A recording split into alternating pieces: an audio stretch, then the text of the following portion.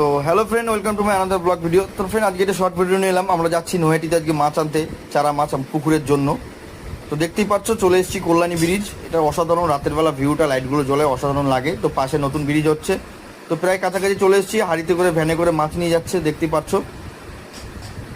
তো আমরা এখানে চলে এলাম। চলে আসার পর মার্কেটে এই যে আমরা এখানে ভ্যানটা রেখেছি, আমাদের 4 জন আমরা এসেছি। এরপরে আমরা জল করে নেবো, ড্রামে জল, তারপরে মাছ ছাড়তে হয়। এই দোকান থেকে জল করে নিলাম, এটা অক্সিজেন জল, এরা সবই বিক্রি করে। তো এরপর চলে যাবো মার্কেটের ভেতরে। তো বন্ধুরা, এটা হলো মার্কেটের ভেতর। তো এখনও চালু হয়নি, লোকজন খুব কম, এরপর থেকে চালু হবে মার্কেট। চারিদিকে প্রচুর মার্কেট, সব রকম মাছ এখানে পাওয়া যায়, চারা মাছ। তো এরপর চলে গেলাম ভেটকি মাছ, এই মার্কেট চালু হয়ে গেছে, এগুলো ভেটকি মাছ।